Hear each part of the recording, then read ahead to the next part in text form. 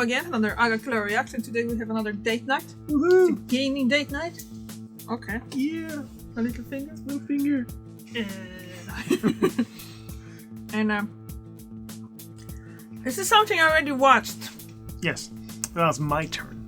It's Eric's Because turn. it should be my expertise.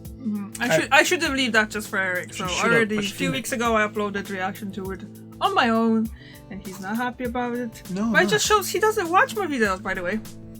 Why? When I have her live every day. He got me there. Yes. Okay. Let's just jump into it. So we're watching. What is gaming like in the 90s and how it's freaking awesome. By Downward Thrust. I'm telling you, this video is half as long as the 2000s video because it doesn't take as long to tell how awesome the 90s were. Okay. You don't need to be convinced as much. I already watched it, so I won't be that surprised. But yeah, I'm gonna put the card there to show you. Do this. It's linked to the other way. But let's do just this. go. Yeah, let's do this. What was gaming like during the 90s? Awesome. The 90s was dominated by an antique culture of bad haircuts, hand-me-downs, Capri Suns, and expensive, awesome Sounds video like games. 80s. It was a phenomenal time of 16, 32, and 64-bit action, couch co-op, and some of the best games ever, like Chrono Trigger, Street Fighter 2, and all the N64 and PlayStation 1 classics. PC gaming was just getting started with games like N64 Diablo, kinda sucked. Doom, and Lemmings. Online gaming Not itself biased. was virtually 32X sucked non-existent, too. and finding places to buy games or find info on popular titles was a challenge. In the 90s, you relied on magazines and word of mouth for information. There was no GameStop, online stores, or Amazon. That's Funko-Land, folks. The most reliable place to find video games was Toys R GameStop Us, was- where you go to the What? Funko-Land, Babbage's, Software, etc. all combined become GameStop? I understand the words you're saying. I have no idea what you're saying. A merger and different companies became one. Okay. So great companies became poop. Oh. Oh. Like Funko-Land that. was- game aisle, Oh, found what you you wanted. still talking? Okay. Funko-Land, I'm sure I talked about this in your videos before, was the game store to go to for cheap games. You know, you can buy games for 50 cents. And have the employees say, "Oh my god, this one looks nice. I want to keep this for myself." That actually happened to me, folks. Remember you, San Jose, California Funko-Land employee? I was there to buy a Waldener for Genesis. You're watching this. Yeah, look at the camera then. I still remember 30 years later. Okay, Yeah, that's good because he doesn't remember yesterday.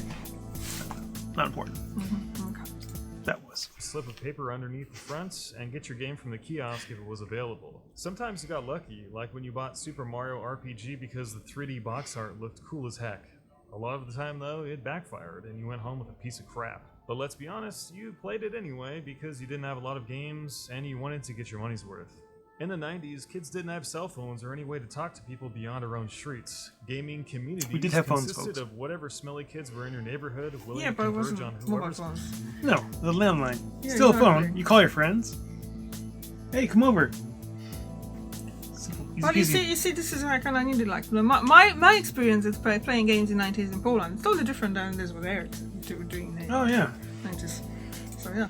House had a gaming console set up in their garage with an old, smelly couch everyone could cram into. The only connection to anything bigger than that ragtag group of kids was the Nintendo Power magazine. There was never a feeling like the world was full of gamers because the world seemed so small when you were a kid. Until you discovered an arcade, the gaming world was the quarter-mile radius surrounding your house. So anyone who played games on your strip was your friend. So you gotta say for the Turns 90s, playing Secret of Mana, arcades. and you throw down playing Street Fighter 2 until their mom called you in for a cheap hamburger helper dinner. You'd have sleepovers, and if you were lucky, they had Lucky Charms in the morning, but let's be real, it was probably Marshmallow Stars.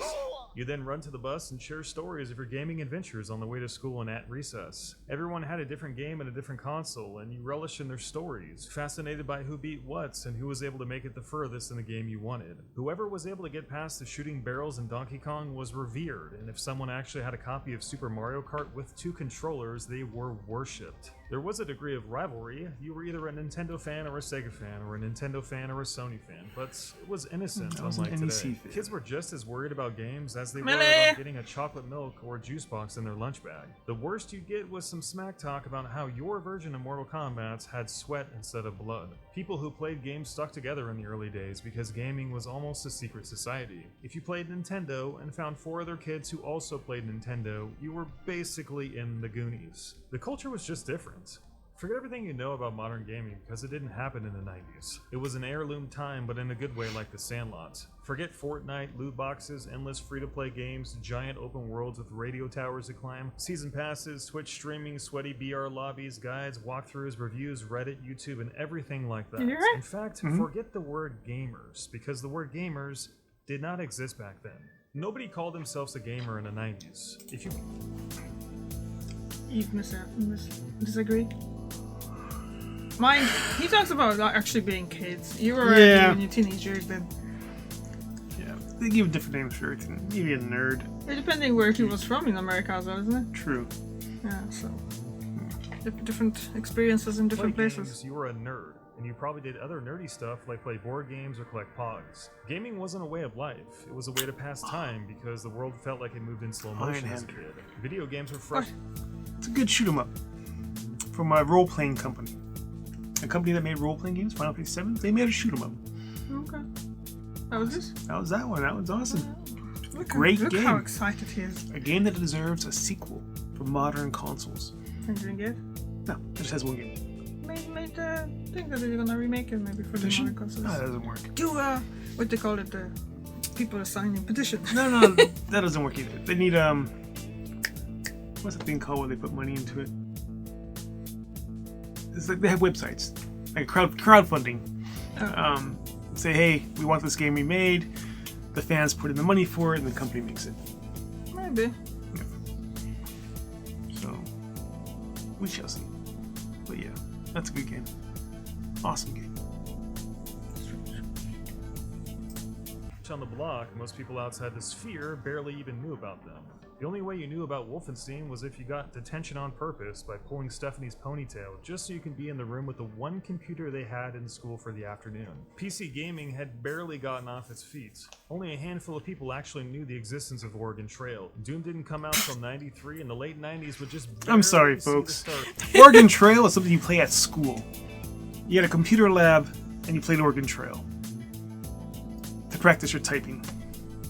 Okay.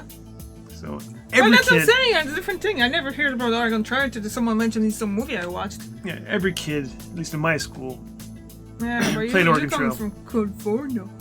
California, yes. Yeah, so Yes, depending- we had like, computer he labs. just said that you only heard about Wolfenstein if you got into detention because that was the only computer in the whole school.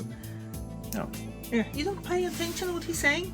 So you see, you had computer labs, he didn't. Raise your kids in California, folks. Yeah, exactly. Yeah, rich kids.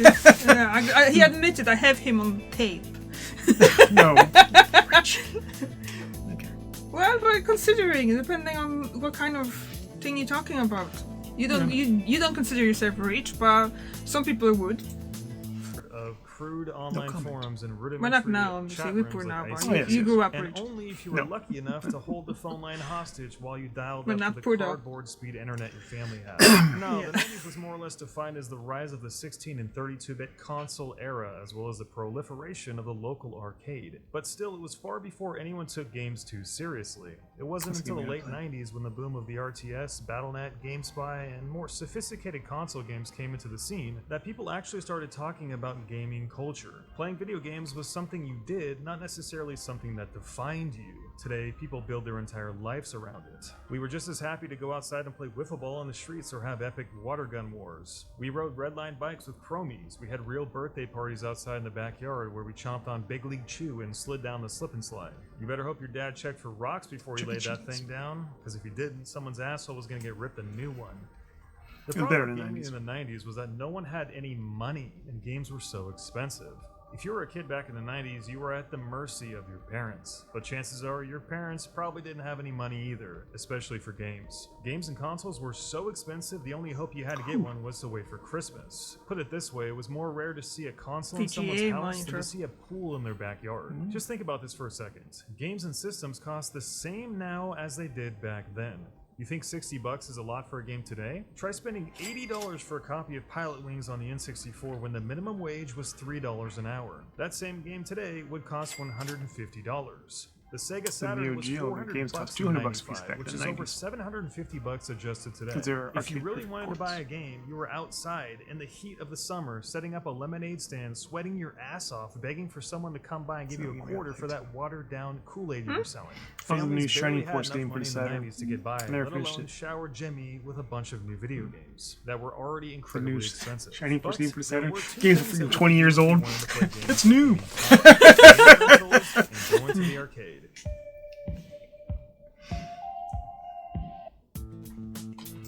What you think about the difficulty back then? Hard to say. Because back then you can't really change. Oh, you could maybe in a few games. But it was more about repetition. You know, you got better with failing. Mm-hmm. The more you lost, the more you learned. So you eventually beat the game. I want to say it was difficult. There's still games I couldn't beat today. Because? I don't know. I haven't really tried. What is a difficult game? No, because you're only allowed so many continues, and then if you, it was more of a high score thing. Mm-hmm. You know, the bigger score you got, the better. It's more of your improving your skill than finishing the game. Oh, was it Golden Axe? I got really happy when I finished that one because I think you only allowed 3 continues. And I always get to like the last stage and never finish it. So when I actually finished it, I was like, yay, awesome. I called my friends, hey, I beat Golden Axe. Like, oh, wow, you beat Golden Axe. No one has ever done that. Being sarcastic. So yeah, I accomplished something. Let's see, back in the day. Oh yeah, I'm sure I talked about my column score. Yeah, on the Sega Genesis version, on the 6-pack, you get like 6 games in one cartridge. The columns has a certain speed and it stops at that speed. So I was playing a single game for 2 hours on columns. Never did it again since. But yeah, that's my greatest gaming moment. Can't prove it, but hey, I know. And why can't you prove it? Cell phones weren't popular back then. I couldn't just record it. Yeah, no. But Yeah. there was no save a lot of them either. No. The Couldn't save it. evolution of video game difficulty awesome. as time went on prompted a huge rental market. In the early 90s, most, if not all, games were on cartridges, and storage space was limited. The SNES had a capacity of 6 megabytes, and memory cards wouldn't be invented until the PlayStation in '94, so there was only so much game that could be put on that They made cartridge. money on it. This led to a lot of Saturn cryptic, had internal, maze-like games like save Simon's games. Quest, where they could ensure long, frustrating playtimes, and more importantly, increased the difficulty. Part of it was due to terrible controls, but a lot of it was sheer game difficulty. Devs couldn't let you blaze through an entire game in a single day. So games were designed to be ass kickers with unfair gimmicks, respawning enemies if you hit the screen's edge, and jumps requiring ridiculous precision. A lot of games were based off a lives and continue system, which made sure that the small storage space could be used efficiently.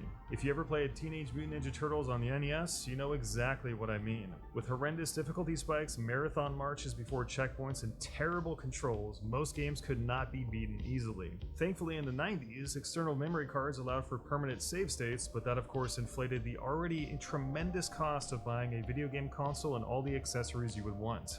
Because publishers were pretty much in direct competition with the rental market, games also had to be hard enough so kids couldn't finish them during rental periods. Every town had a movie store where you could pick up a game for a day or two for a couple bucks. The rental market was huge, and Blockbuster Video opening in your area was a godsend. But the companies who made the games didn't want you to go there and rent them because they'd lose out on sales, potentially, so they made them hard. Hard enough to where there was no way in hell you'd finish them before you had to run it back to the movie store. Why make a game that's easy enough to be beaten in a day? They'd never sell any games that way. The movie store could simply buy 2 copies and rent them out to 85 kids. 85 sales Nintendo would never get. That's $5,000. And that's just one game in one store in one tiny city in California. Multiply that $5,000 by every game in every movie store in America and you can see how much money was up for grabs.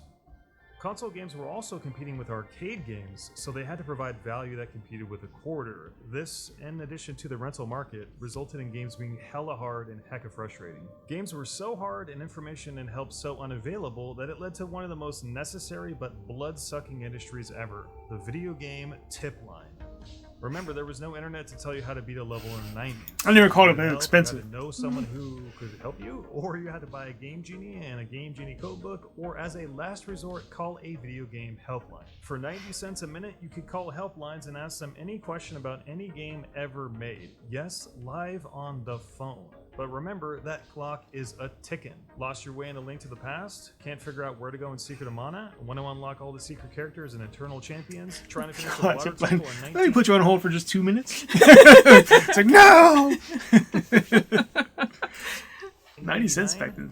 You're making $3 an hour. It's expensive. Can't figure out how to beat Psycho Mantis in Metal Gear Solid? Yep, you needed help. Game FAQs wasn't founded until 1995, but even then, you probably didn't have an internet connection anyway. We had Game God Pro forbid, magazine. Even if you did, Grandma was about to And they call, had or Swap so Pro. Mom would say, so you could never hold that phone line hostage anyway. So the only thing you could do was sneak off and call the hotline when Mama wasn't looking.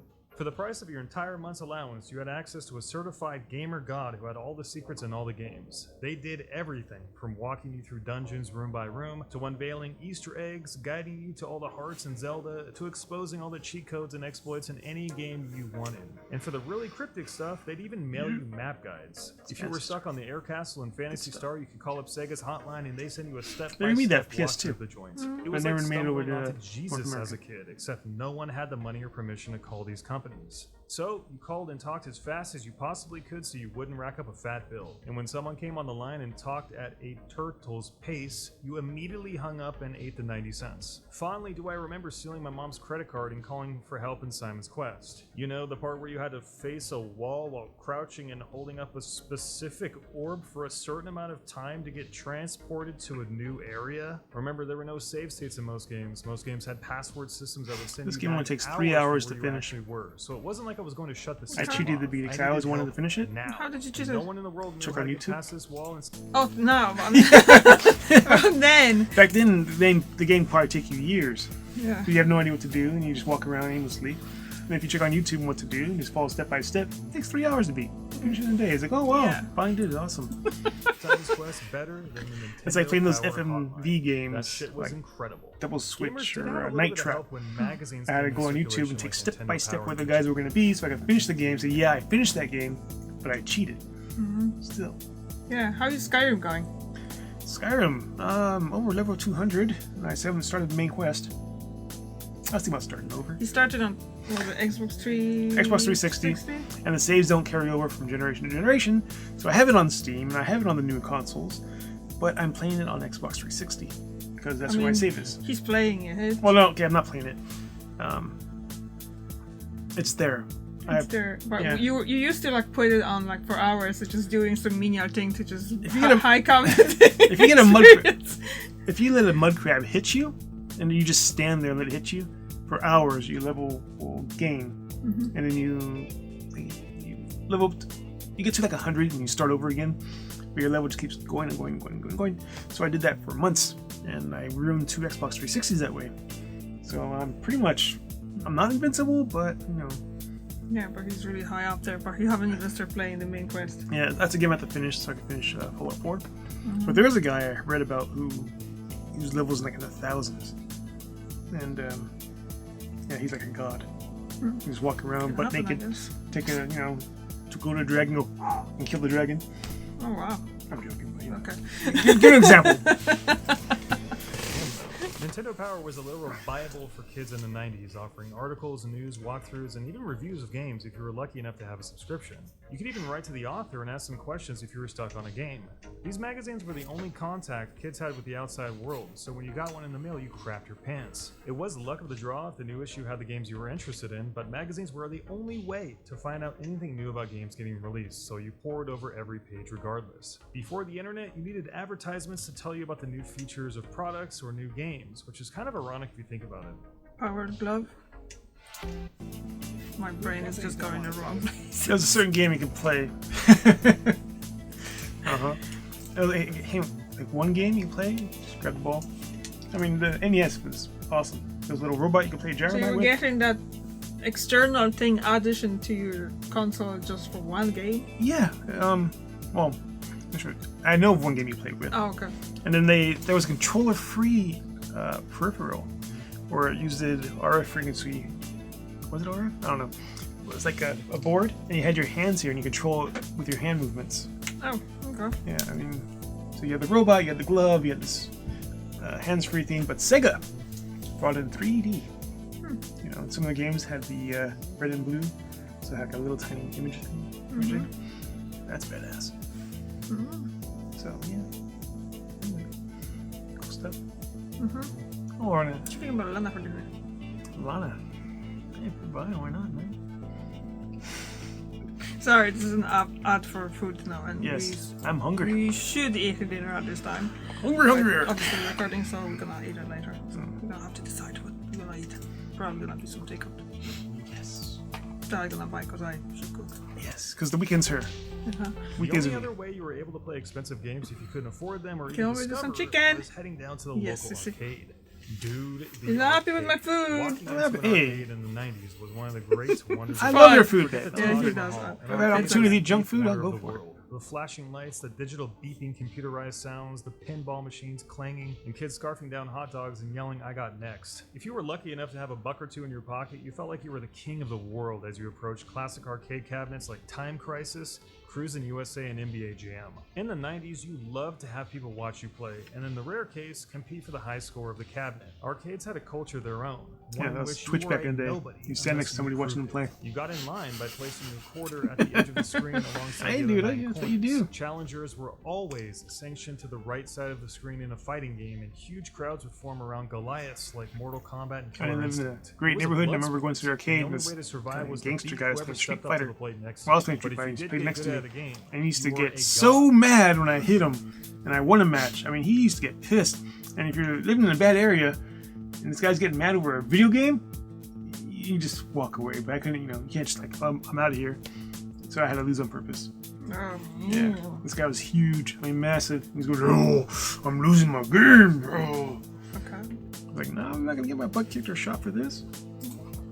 His windshields Take were it. proudly It's only a displayed on quarter. screen at all times. It didn't matter if you were black, white, brown, yellow, or purple, buck teeth, or four eyes. You were just a kid, a broke, smelly kid, desperate to play just like everyone else. Battles would rage on for hours while kids would teach each other moves, share stories, and go on fat win streaks, until some 4-foot Asian kid who could barely see over the joysticks slammed you with a 32-hit combo like he just materialized out of the Wizard movie, silencing the crowd and claiming his throne at the top as he finished you with a rare fatality no one had ever seen before. So titanic was the blow that you staggered back in a moment of pure amazement and embarrassment, bowing to your new Baraka overlord. Arcades in the 90s were a cultural icon. As the 90s went on, video games aged like a fine wine. 4 of the best consoles ever made debuted in this decade: the SNES, the PlayStation, the Nintendo 64, and the very underappreciated Dreamcast in 1999. There has never been a 10-year period where so many cult classic games released, from Super Mario World to Donkey Kong, Metal Gear Solid, GoldenEye, F-Zero, Diablo, and so much more. All of these options forced savage competition, which is why games and tech developed at warp speed.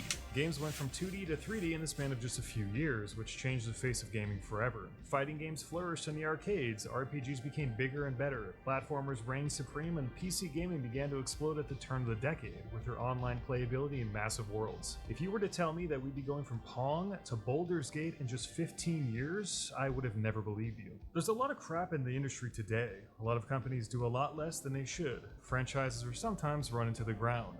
A lot of gamers are toxic, and it makes games less fun. And things are chopped up and spit The out newest so Dead Space unfairly games that it getting looks like cheap. they're purposefully trying to steer the industry in the wrong $20. direction sometimes. But if you Hit told my price range, 8-year-old but me in the mid-90s that we'd one day have a maybe game a like few Apex bucks lower. Legends or PlanetSide 2 for free, I would have damn near exploded right then and there. I didn't play too much of PlanetSide 2, but the idea of a team-based MMO shooter with gigantic planets, immersive 3D graphics, and futuristic sound design that is completely free is something we often take for granted in the grand scheme of things, I think. Games have come a long way, and looking back into the mirror of the 90s, the controls, the mechanics, options, graphics, storytelling, and creativity are night and day to what they used to be. There are games from the 90s that are as good or better than anything released today, but the progression of technology has made some of those ideas even better.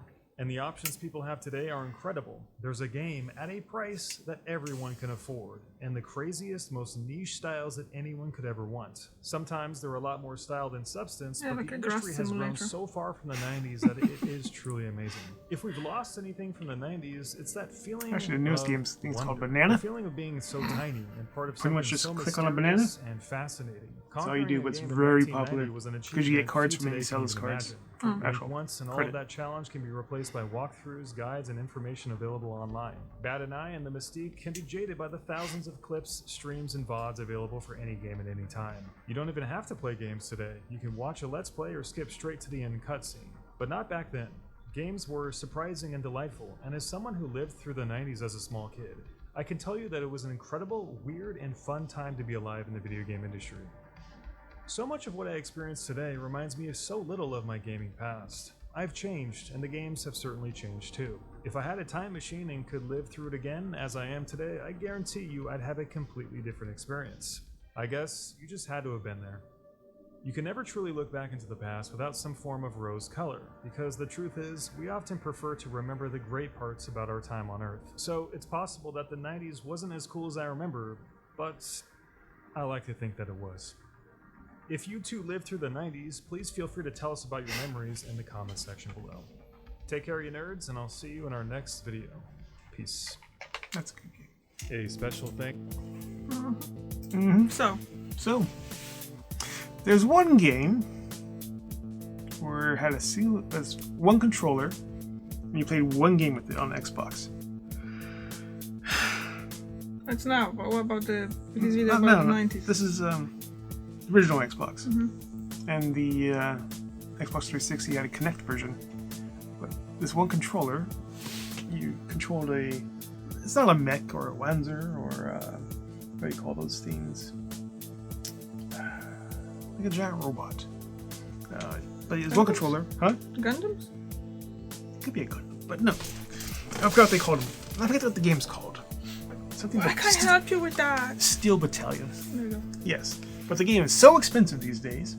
It's like $200 for a controller and a game, just one game. Mm-hmm. But I would pay happily $200 for that game because it has a controller, and I would definitely build. Does it have a controller? Because it has a controller. I would definitely build. It has controller. Yeah. Yeah. Definitely build a box around me, have a controller in it with screens inside it, so I can pretend to be in a mech. Okay. That'd be awesome. I would love that. I'm one of those type of guys who would who wants a racing wheel and a racing setup just for racing games, but we don't have the space for it. What money? But it'd be nice. It'd be nice to have a lot of things. I would. Dinner ready and set. Toys, yeah. Dinner ready? It's on you, man. Weekends are yours. I know. It'll be ready soon. Have anything else to add about how it was playing games in the 90s? It was awesome. He still says it was awesome. Awesome. That's what he said. Not like today. Obviously it was different. Definitely different, but I guess it was funner. Do you miss? Yeah, because you were younger. Yeah, no responsibilities. Just Yeah. school and gaming. Yeah, exactly. Yeah. That's what it is. So. Anything else to add? No, let's go eat. Okay. All right. Thank you very much for watching. I'll see you tomorrow. See you next week. Bye. Awesome. Awesome, baby.